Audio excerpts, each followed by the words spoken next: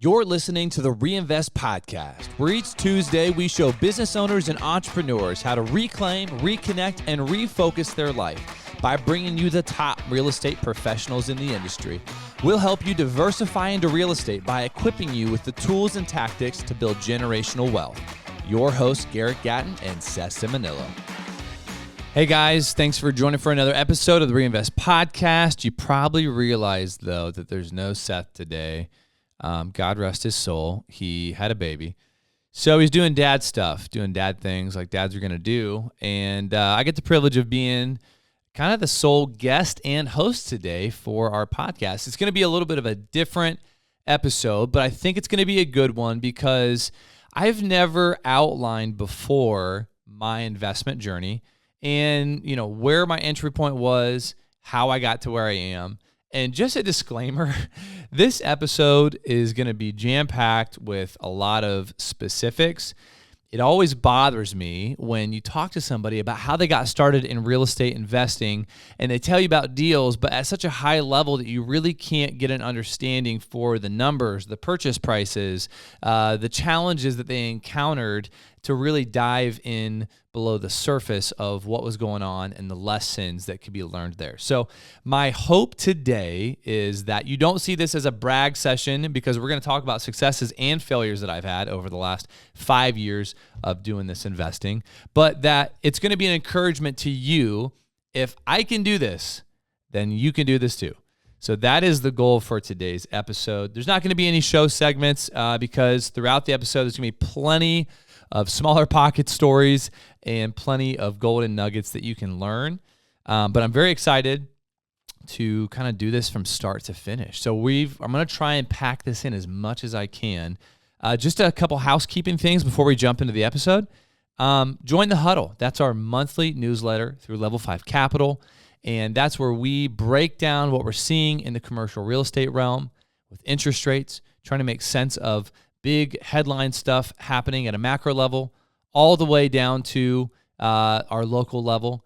And that is kind of our exclusive way that we promote any future offerings or deals to our investor base through that newsletter. So you'll want to be a part of that, lv5capital.com, and scroll down to the bottom of the page, or you can click on the link in the show notes. Episode 100 is coming up. We have been anticipating this episode for a long time. And I remember sitting and strategizing with Seth back in January, I think it was, as we were kind of planning for the upcoming year. And we knew that September was when episode 100 was going to hit. So we already knew kind of who we wanted to go after for episode 100 if it was going to work out. And so far, holding our breath, we have this guest scheduled so that when episode 100 releases, that's going to be them. So you'll not want to miss that. It's a huge badge of honor and a huge stride for us personally to be able to get this guest on there. And hopefully it's the beginning of some big name guests to come. We've already had quite a few on the show. So let's jump in without any further ado. So 5 years ago is when I got my real estate license and simultaneously learned about real estate investing for the first time. And just so you know, the title of this podcast episode is 6 Kids, I Really Need Real Estate to Work. And I joke about that with a lot of people, but no, I'm very serious. I really need this to work. So my wife and I, Lydia, we do have 6 kids, just had our 6th kid a couple months ago. And we are loving life. Couldn't be more happy. It's hard, but I wouldn't choose any other hard. We love family. It's a big part of what we do. So real estate, I wasn't always in real estate. If we go all the way back to like my family, my upbringing, a lot of people have maybe a strong pedigree of like, hey, your parents were in business or they owned real estate or your dad was entrepreneurial. I didn't have any of that. My dad, he was a social worker. My mom was a nurse. They were W-2 employees. They worked 9 to 5 jobs or 8 to 4, whatever you want to call it, without really any kind of sense of business that was present in our lives.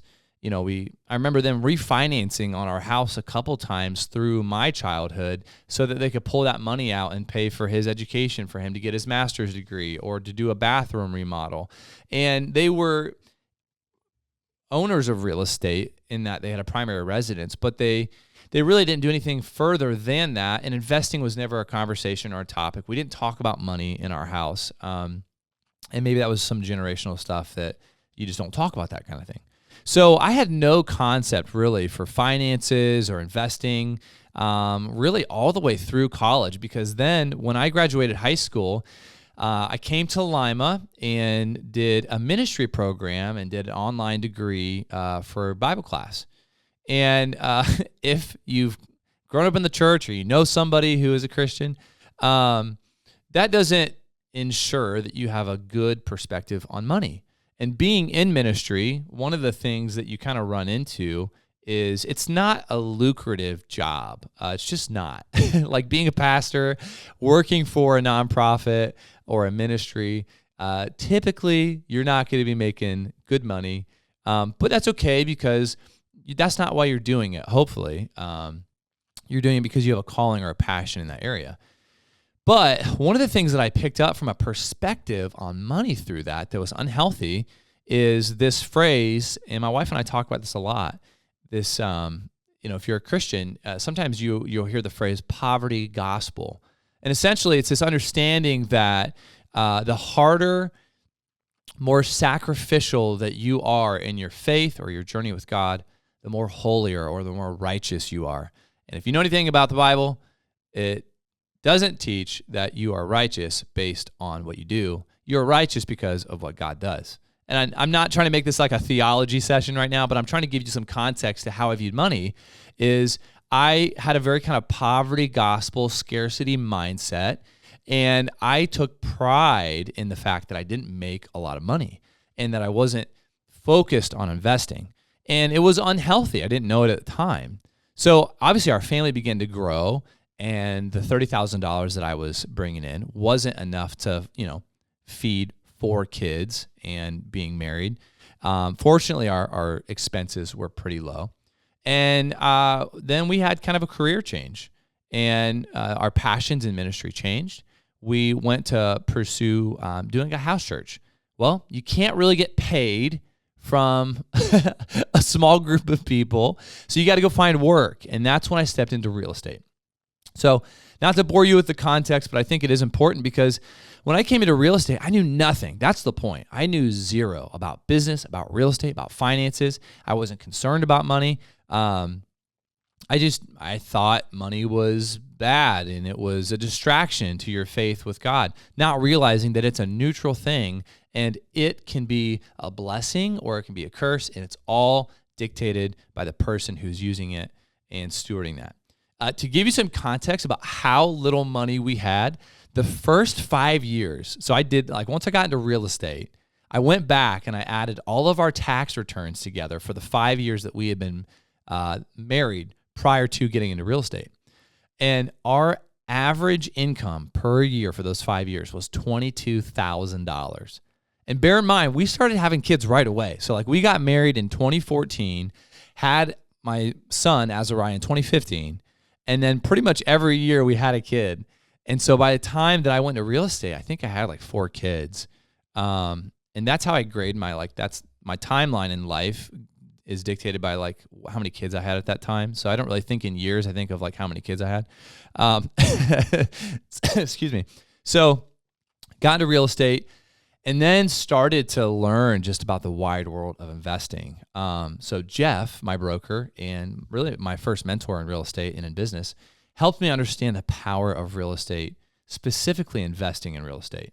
There's a lot of real estate agents that invest in, or they help people buy and sell real estate. They never invest in real estate themselves. And I call it being 3 feet from gold. They're so close, yet so far away from actually harnessing the power of the thing that they're helping other people do for on the daily. So one of the things from a lesson perspective that I have in my favor, I'm not super gifted in business by nature, didn't grow up with it, and it wasn't kind of steeped in it as a child or even as a young man. So I'm learning all of this for the first time. But one of the things that I is a strength of mine, just, admittedly, it's a strength of mine, is I'm a lifelong learner. I love to understand new concepts, dive deep into different things. When I started as an agent, I simultaneously started learning about investing, and I went deep down the rabbit hole of bigger pockets. Maybe some of you can relate to that. You're just binging on bigger pockets episodes and podcasts and reading books, and I was doing all of those things to try and get as much exposure to the terms and the strategies and building this framework of what is real estate investing, how do you do it, and that's where I began. And that's a great place for anybody to start because education is free, knowledge is free. It wasn't always that way, but in today's age, it is free. There's no excuse to not learn. And so I started there, started learning. And then I started getting reps in real estate as a realtor. And I remember for the first 6 months sitting in front of my computer and just being like, what the heck am I doing? I have no idea how to do real estate. Yet I'm being asked to do all these different things.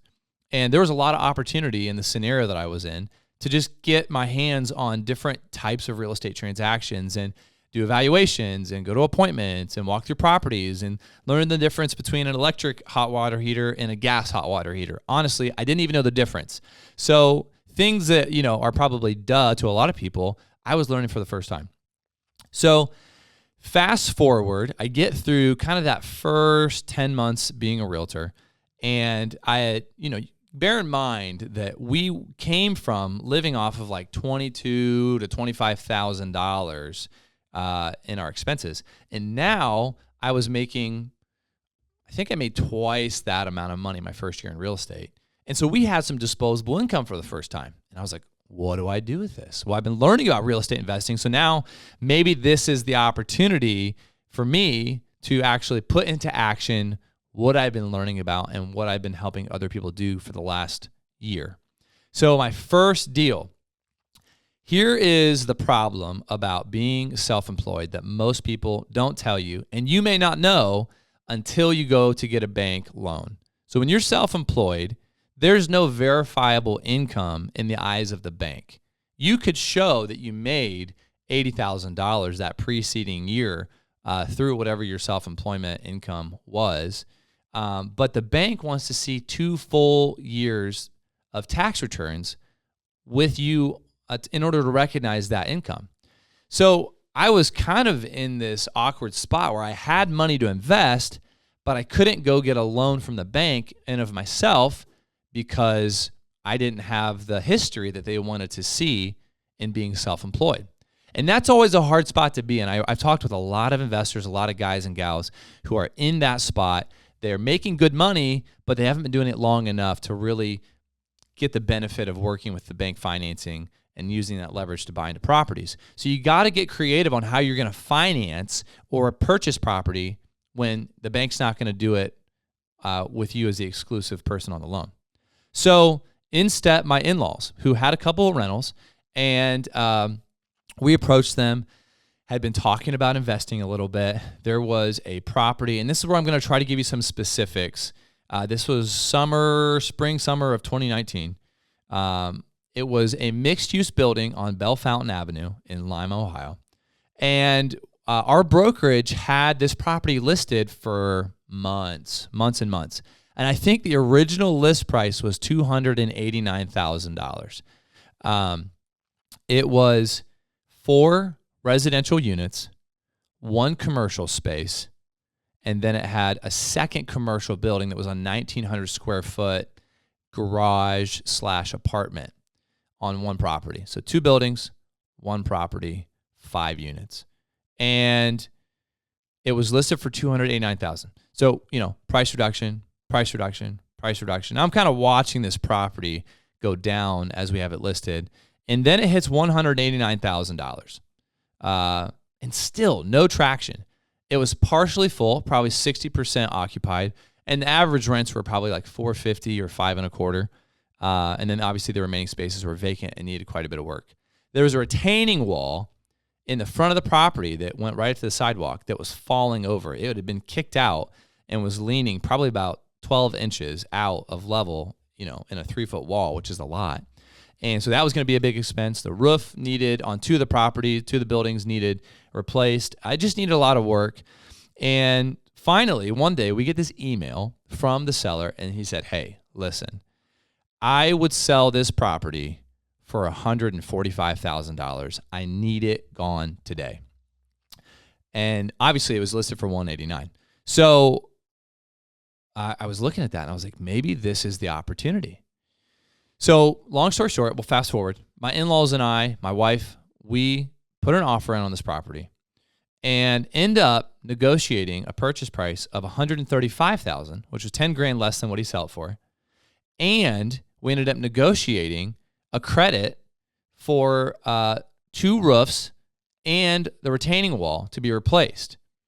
So we close on this thing, and the way a credit works is it just offsets what you have to bring as a down payment. So we ended up bringing $10,000 to closing, bought a $135,000 property, and now we had 5 units, okay, and a lot of work to do.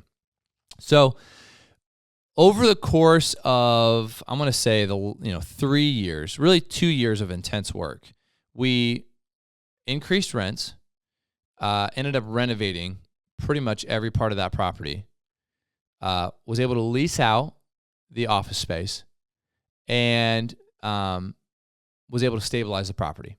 So before I tell you what the value of that property was, we're going to save that for a different part of the episode to show you how powerful it can be when you have one real estate investment that goes right and the cash flow that can create. So we'll stop the story there, but that was my first real estate deal that we did, got in the game with my in-laws. They helped us overcome that hurdle of being self-employed, not being able to find financing. So I was like, okay, I did it. Proof of concept. I'm a real estate investor. Great. I'm using my income. I'm buying real estate. I'm doing it with other people. And then the second deal comes along, and we had a 29-unit apartment building listed for sale for a client. And it sat for a while.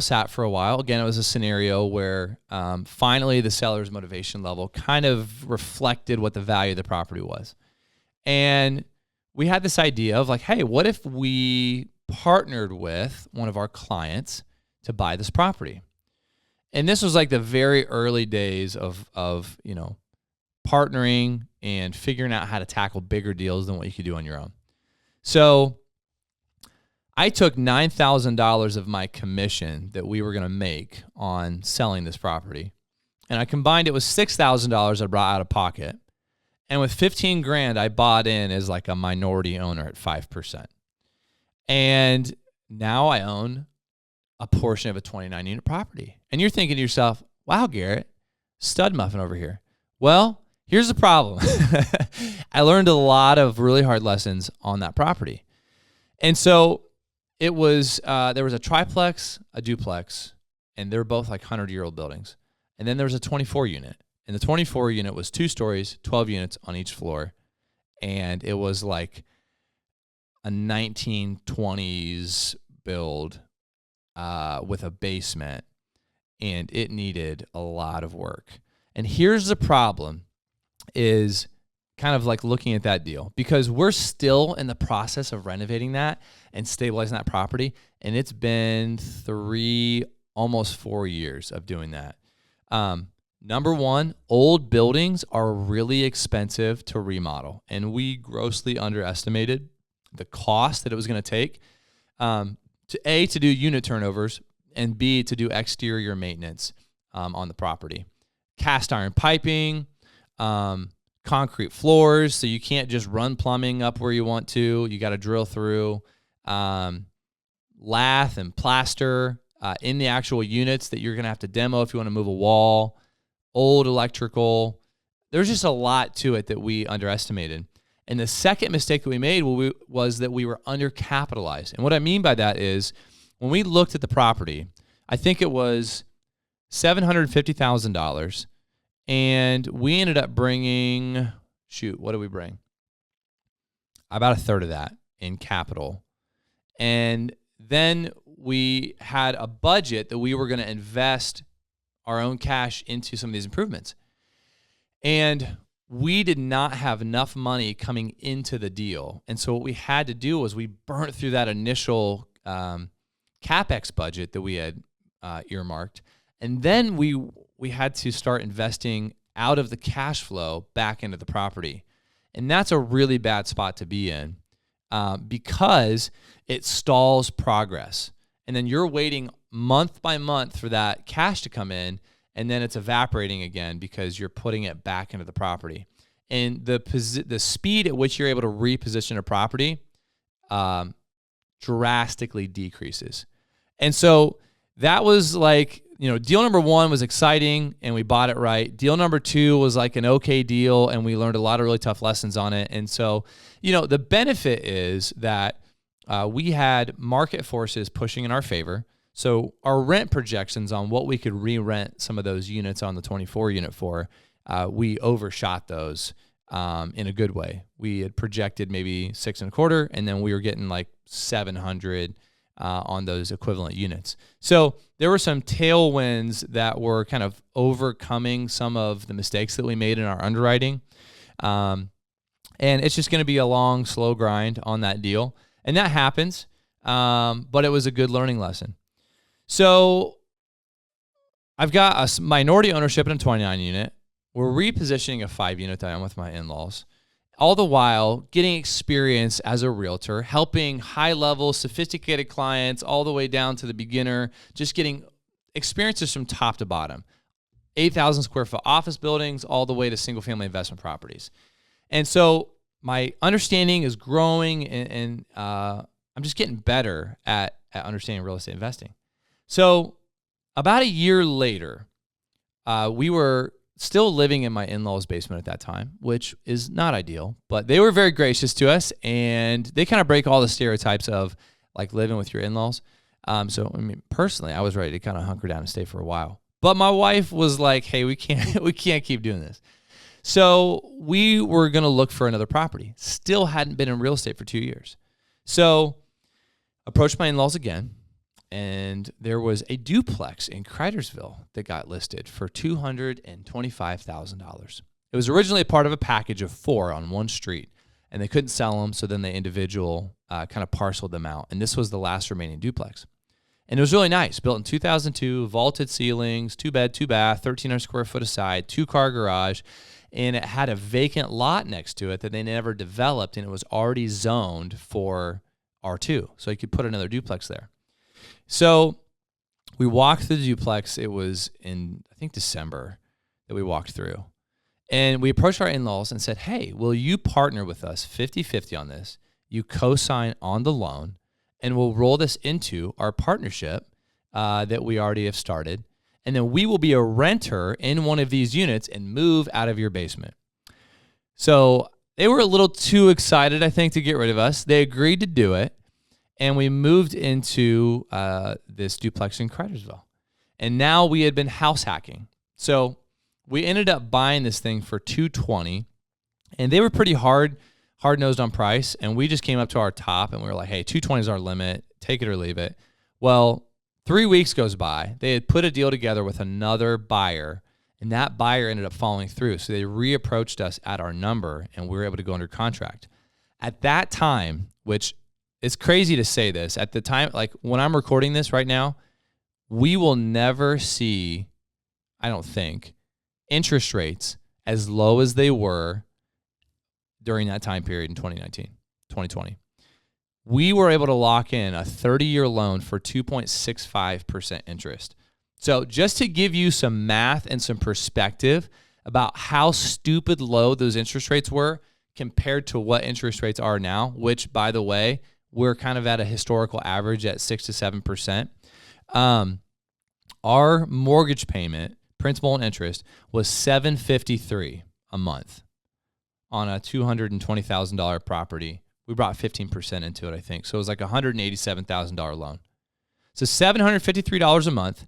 If we were to go do that same deal today and buy it at the same price, our mortgage would be $1,300 a month, which is a $554 increase. And nothing's different about the property. It's still a duplex. It's still $220,000. There's no condition difference. The only difference is it costs me more money to borrow from the bank. So we will never refinance that loan. It's always going to be there. And we were able to house hack that. And so, a little caveat, Seth and I have helped probably 8 different people do this kind of method where you buy a duplex that you're going to make your primary residence. By doing that, you are able to access a more advantageous loan. So instead of a 20-year commercial loan that adjusts its rate every 5 years, now you're able to get a 30-year loan, which brings your mortgage payment down on a monthly basis and boosts your cash flow.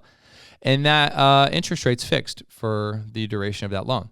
So that was when and that was a bigger pockets concept, house hacking, which, people have been doing it for a long time. It just recently in the last decade got called house hacking and they put a name to it. And now it's sexy and everybody knows about it. But people have been doing that for a long time as a way to have someone else pay your mortgage or get into real estate investing. So if you want to know more about that, text Seth or I, we'll help you do it. So that was my third deal. All the while getting a lot of reps in, putting together commercial leases, evaluating portfolios. And here's the thing that I want to encourage you with. And you've probably seen this in your professional career or in your life. There is just a natural progression as you grow and as you get reps. You got to get reps. When I say reps, you have to take action. You've got to jump in and figure it out. And I don't even feel like I took as much action as I could have. And who knows what the outcome would be if I was, even more assertive to press into some of that discomfort that I felt. But I just took action and I was getting reps on the realtor side of things. I was actually investing in property. And it takes time. Even if you're like putting that effort out there and taking action, it's not a 3-month, a 6-month, a 12-month journey. I mean, it's taken me 5 years to get to where I am. And in many ways, I feel like cash poor and equity rich. Like, I don't feel like I have a lot to show for it, is what I'm saying. But I'm building that foundation, and it takes time to do that. The thing about real estate it is both the strength and the weakness. The strength is it really will be a foundation for your financial future. The negative that is the same thing is it takes a long time to build a foundation. And so it's not sexy, and you feel like you're grinding and grinding and grinding, and you're like, am I even moving any further to my goal, any closer to my goal? Putting the notes down for this episode, looking back, almost encouraged me because even today I struggle with that feeling of like, I don't feel like I'm getting there fast enough. And you almost have to pause, stop freaking out for a moment, and look back at where you've come from and realize all of the wins and all the experience that you've accrued. And a lot of the time, what we're feeling like today, in the moment that you don't feel like you're getting closer to your goal, what you're feeling is that you haven't been able to take that experience that you've banked and convert it into profit. Because the reality is there's a lot of experience and knowledge that you have from learning and doing what you've been doing and investing, but maybe it hasn't applied itself yet in a deal. And so that gives us perception of I'm not doing anything, but things can change really quickly in terms of when an opportunity can come in front of you.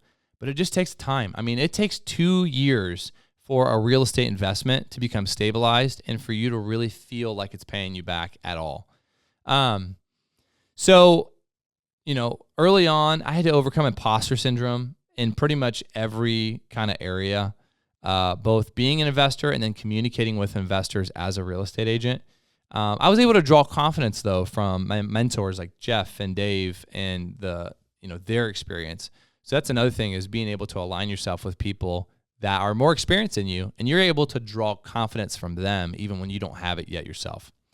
Always be a lifelong learner. Always ask questions. I would just constantly ask questions, and it was uncomfortable because sometimes I felt like they were answers I should have already had, but I didn't. So I just got to let my ego down and ask the question. And now that I've done that long enough, I've realized that a lot of people have the same questions you do. The only difference is they're being quiet and you think they know it and they don't, versus you asking and finding an answer for yourself and everybody else that's listening. So, be curious, be a lifelong learner, ask questions, lead with that. So we're now kind of at a point where I had gotten some real estate investments under my belt. I had learned some painful lessons about how easy it is to walk through a property with rose-colored glasses and be like, oh, this is going to be a $50,000 remodel. Oh, shooting from the hip on all these numbers. And then realizing that I missed my budget by 50%, i.e., it was double what it cost on that 29 unit. And so learn some painful lessons. Also learn some wins of, hey, this is what happens when you take action. And it's not as scary as it feels on the front end. So we get to this point. This is probably 3 years into real estate. So 2-3 years ago from the point of today. We had a client that had renovated a downtown 3-story building, commercial on one floor, and then loft apartments on the second and third story. And then there was a 10-unit townhome style apartment building with 2 new triplexes behind it. So this client owned all 3 properties, 26 units in total, comes to us and says, hey, I want to list this property. I want to sell it. And he wanted $2 million, maybe, I think $2,053,000. And I remember sitting at a table with Jeff and Dave. And, at the end of the day, like, I love being a real estate agent. I love being able to help people. But it's not a sustainable future. Like, I can't be a real estate agent forever. And so I want to build a foundation for investments for my family. So I love being an investor too. And we look for those opportunities to invest. So he comes, says, hey, I want to sell this package for $2 million. We're evaluating it like we would to take something to market and be able to, market that property and put a packet together of, hey, here's the returns and here's what, someone could reasonably make and here's how to justify the price. And we had this light bulb moment of like, okay, if we want to be investors, this is an opportunity in front of us. We had heard about syndication. And for those of you who don't know at this point, syndication is when a group of people come together to tackle a larger real estate investment that they otherwise could not have tackled on their own. Sounds like a joint venture. The only caveat or differentiator from a joint venture is that you're going to have a general partnership that is the active arm of that real estate deal. And then you're going to have limited partners who are typically a financial contribution and bringing money. And then they're passively reaping the reward or the cash flow and the upside of the property. So we had heard about that idea and we said, what if we could do that? What if we could find investors that would want to bring money into a deal that we're owning, we're operating for them? And so there was all these questions. Could we find anyone that wanted to just invest money and not be in control of the investment? Because you got to remember, we work with a lot of active investors. And so I was thinking, like, why would someone not want to be in control of that? Can we even find people who want to be in the backseat? We needed to raise $650,000. And that was a lot of money to me at the time. And so I was like, where do you find $650,000? What if we were wrong on the projections that we think we can get our partners? All these questions started coming up. Where and how do you get legal documents done to structure a deal like this? So again, another point in my career where it's something I hadn't done, but I was ready to learn it. And I had more pieces there than I thought. I had a track record of being able to evaluate properties, understand income and expense and the returns, understand how to project what kind of returns would come from a property, property management, that whole process. There were some things, but this was definitely going to be beyond the threshold of my comfort level. So over the next 3 months, we got this thing under contract and began to dive into the wide world of syndication for the first time. And I feel like it was clunky. It was ugly. It was like not how I would do it again. But we were able to find an attorney to draw up the partnership documents. We found, I think, how many investors in there in that one? 8, maybe 8 investors. We were able to raise $650,000 in like 3 weeks, which blew me away because I didn't even think that there was that much money out there that somebody would want to invest a property that they weren't in control of. But I realized that the people that were excited to partner with us were not the ones that I was helping buy single-family houses and duplexes. They were the doctors and the attorneys and the financial planners that were like, I'm not going to step away from what I'm doing. I don't have the desire or the knowledge, or I do, but I don't have the time to go do this, but I love real estate. Those were the people that were putting money into this deal. And so over 3 months, I got a crash course in real estate law, partnerships, bank financing, apartment complexes, and everything from top to bottom. We're 4 weeks away from closing this deal. And I'm like so nervous because this is a $2 million purchase. There's $650,000 of other people's money they're investing in this. I'm like, I hope we're right on our projections. This is commercial real estate. I'm not used to this. This is a much bigger bite than I've ever taken before. And I wasn't alone. I was doing it with my partners, but still it was a huge jump for all of us. 4 weeks before closing, the bank that we had lined up and they had given us a loan commitment of a 30-year amortization, which is unheard of as a multifamily loan. And it was like a 10-year fixed rate for the initial 10 years. Great terms. They come to us and say, hey, we've hit our saturation limit, whatever the heck that means, of being able to do multifamily loans at these terms. And so we're not going to do the terms that we told you. And it was so frustrating how quickly they were able to just change their mind. Because to me, if you make a commitment, you're on the hook for that commitment. And they had given us a loan or a term sheet that was in writing and signed. And they just walked away from it and said, no, we can't do that anymore. Well, all of our projections were based off of those financing terms. So now we had to plug everything back into a model that we thought we could reasonably get, not knowing the other bank that we were going to be able to get. And we're under contract, ready to close in 4 weeks. So fortunately, shout out to Union Bank and Rick Rosado. They stepped in and did this loan.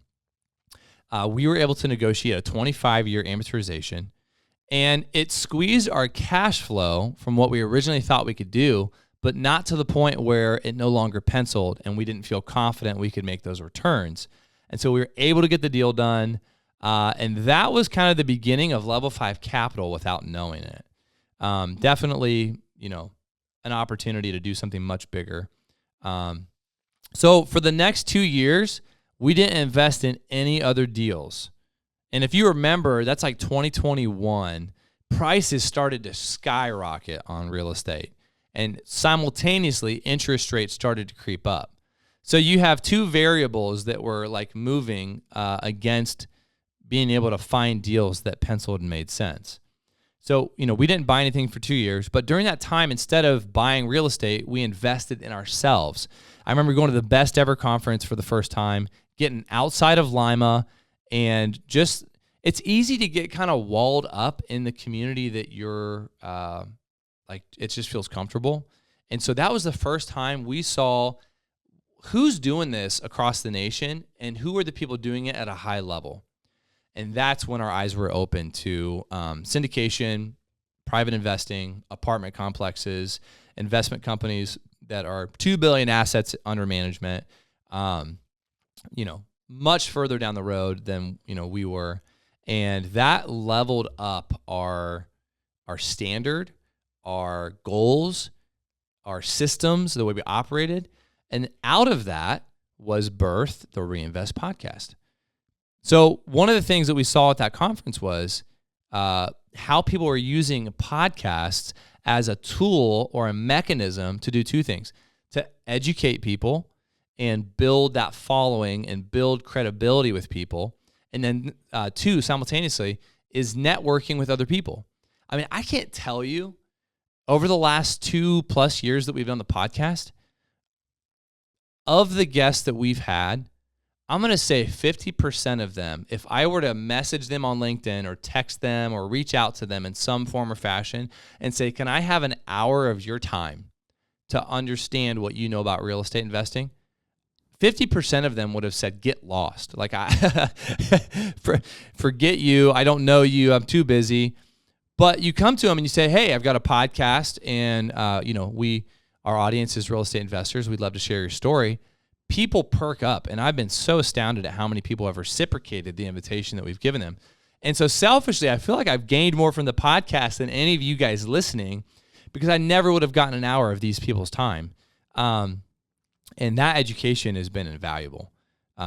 So this last year, and I'm going to catch us up to a close here. This last year, we had an opportunity to buy a mobile home park.